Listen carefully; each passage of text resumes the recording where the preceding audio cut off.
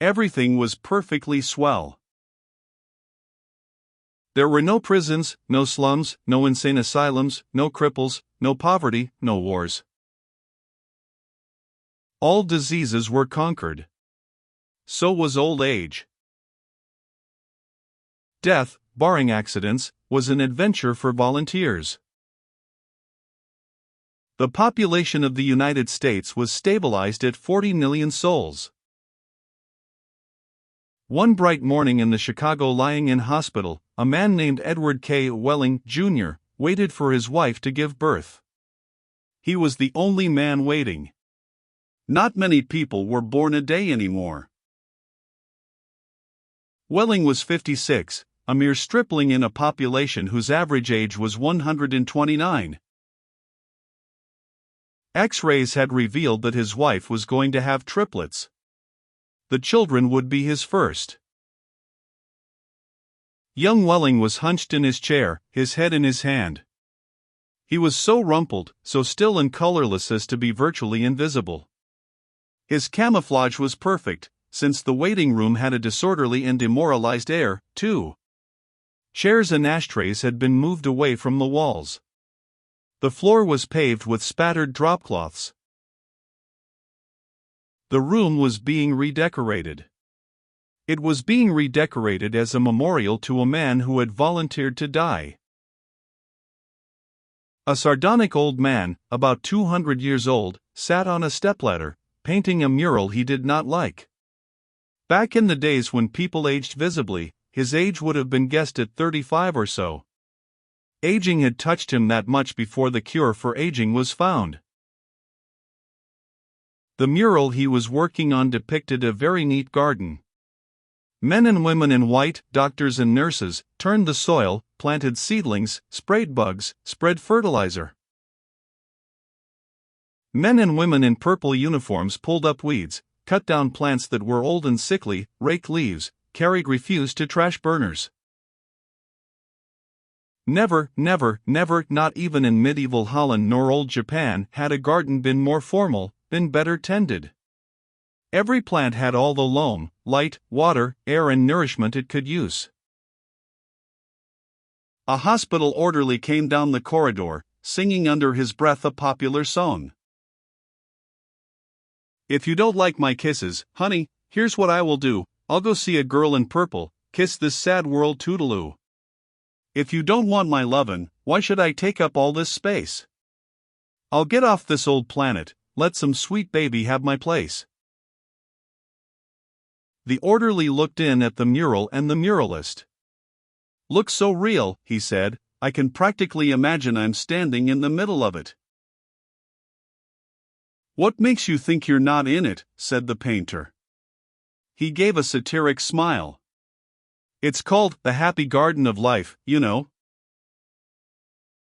That's good of Dr. Hitz, said the orderly.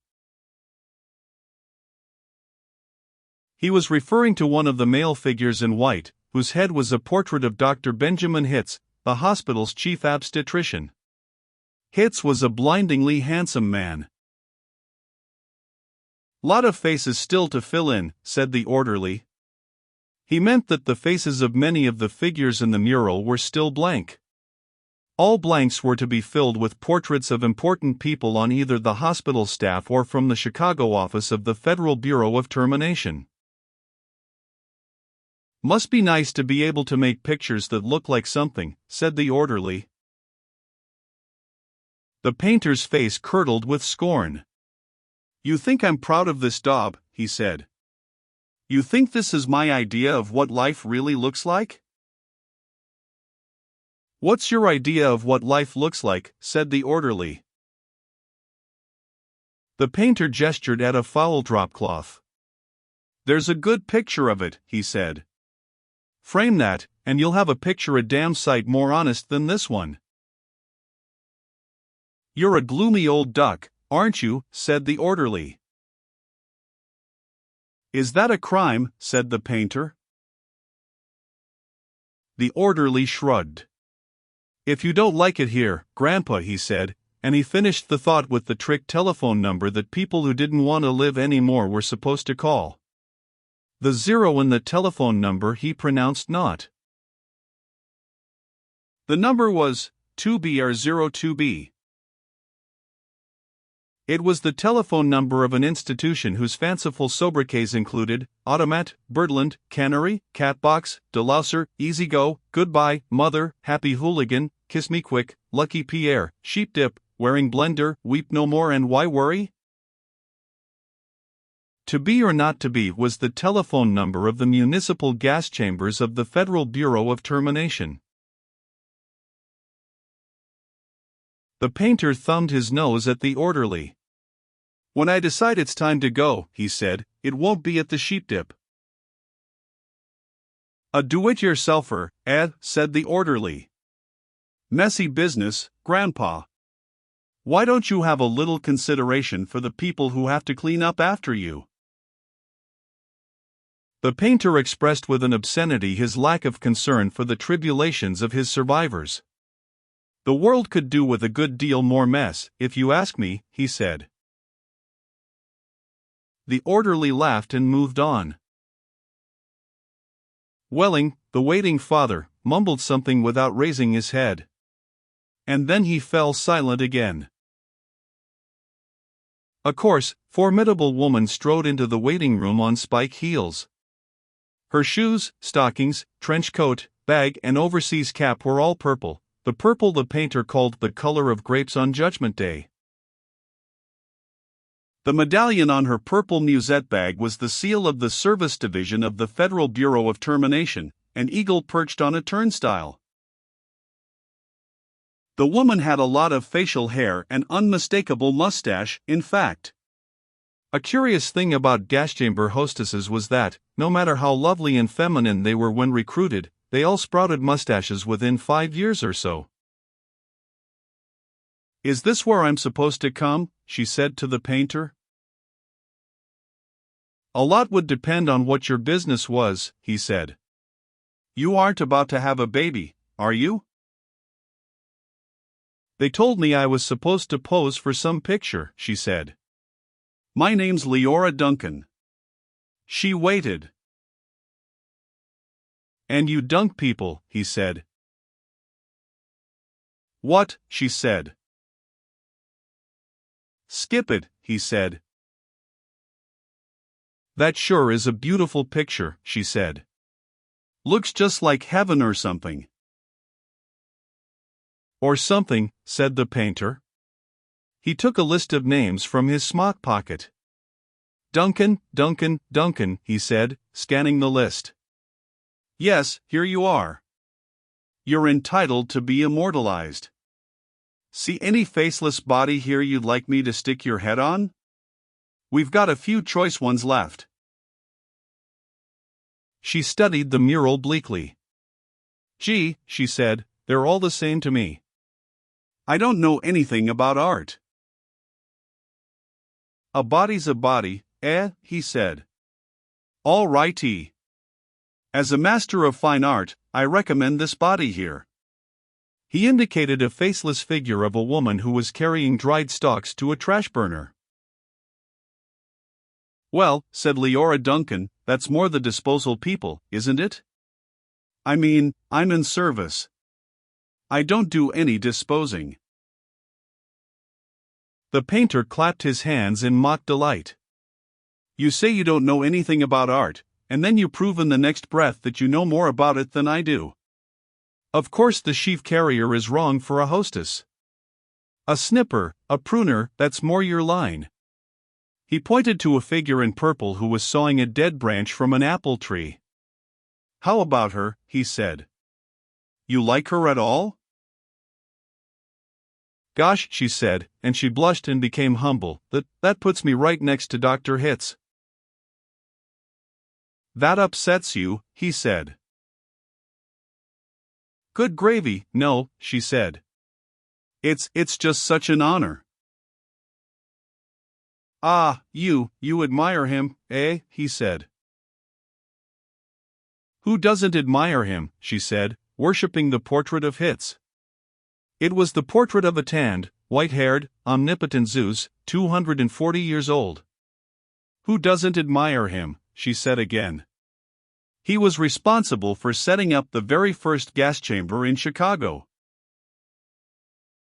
"Nothing would please me more," said the painter, "than to put you next to him for all time." "Sawing off a limb that strikes you as appropriate?" "That is kind of like what I do," she said. She was demure about what she did.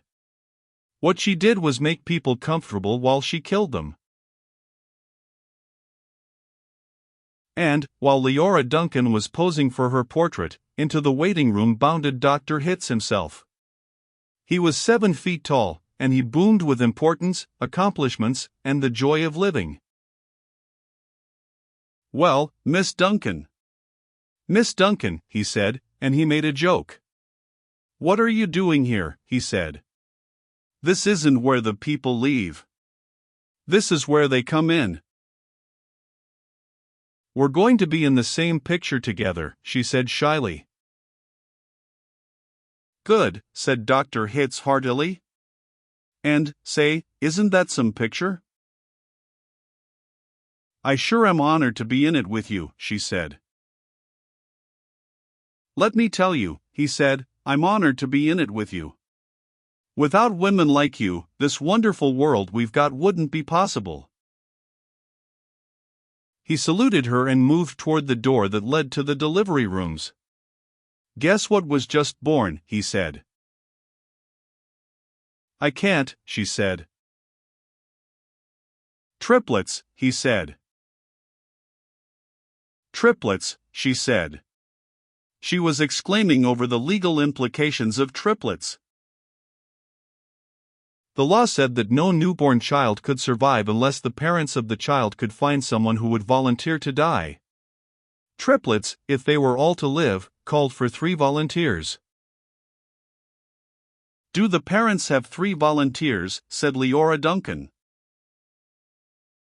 "Last I heard," said Dr. Hitz, "they had 1, and were trying to scrape another 2 up." "I don't think they made it," she said. "Nobody made 3 appointments with us. Nothing but singles going through today, unless somebody called in after I left." "What's the name?" "Welling," said the waiting father, sitting up, red-eyed and frowsy.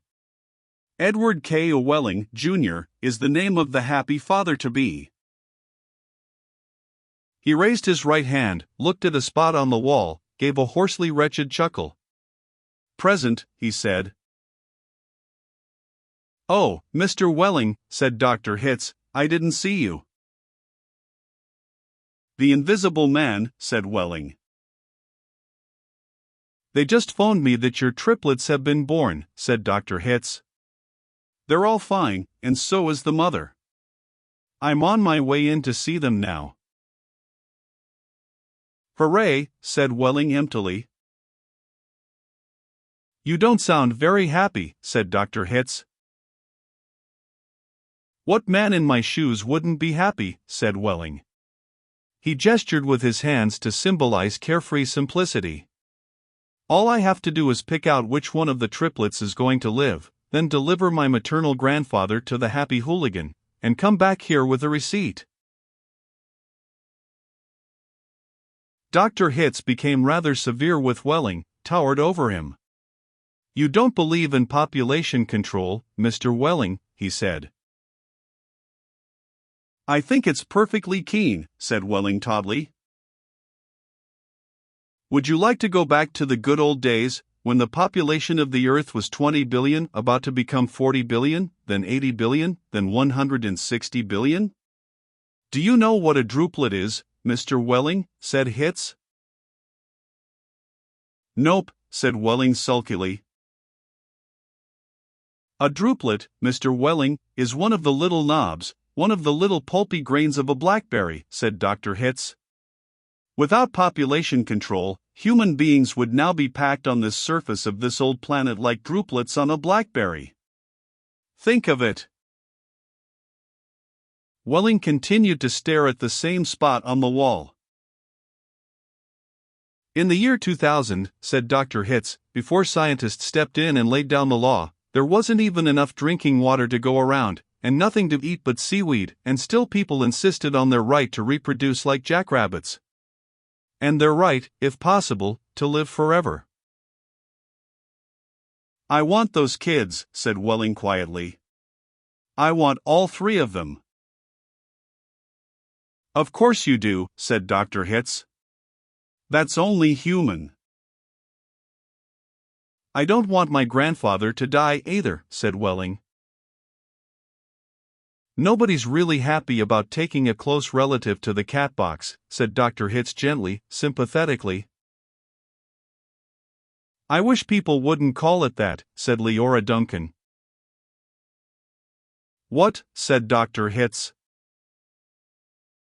"I wish people wouldn't call it the cat box, and things like that," she said. "It gives people the wrong impression." "You're absolutely right," said Dr. Hitz. "Forgive me." He corrected himself, gave the municipal gas chambers their official title, a title no one ever used in conversation. "I should have said, Ethical Suicide Studios," he said. "That sounds so much better," said Leora Duncan. "This child of yours, whichever one you decide to keep, Mr. Welling," said Dr. Hitz.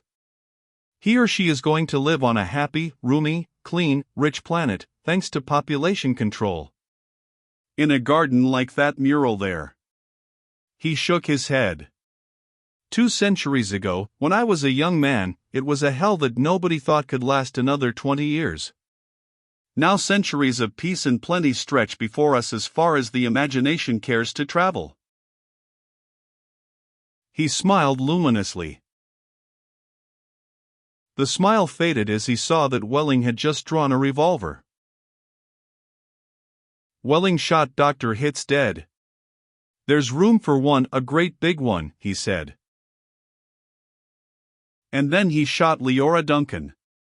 "It's only death," he said to her as she fell. "There. Room for 2. And then he shot himself, making room for all 3 of his children. Nobody came running. Nobody, seemingly, heard the shots. The painter sat on the top of his stepladder, looking down reflectively on the sorry scene. The painter pondered the mournful puzzle of life, demanding to be born and, once born, demanding to be fruitful, to multiply and to live as long as possible, to do all that on a very small planet that would have to last forever. All the answers that the painter could think of were grim. Even grimmer, surely, than a cat box, a happy hooligan, an easy go. He thought of war. He thought of plague. He thought of starvation. He knew that he would never paint again. He let his paintbrush fall to the dropcloths below. And then he decided he had had about enough of life in the happy garden of life, too, and he came slowly down from the ladder. He took Welling's pistol, really intending to shoot himself. But he didn't have the nerve. And then he saw the telephone booth in the corner of the room. He went to it, dialed the well-remembered number, 2BR02B. "Federal Bureau of Termination," said the very warm voice of a hostess. "How soon could I get an appointment?" he asked, speaking very carefully. "We could probably fit you in late this afternoon, sir," she said. "It might even be earlier, if we get a cancellation." "All right," said the painter, "fit me in, if you please."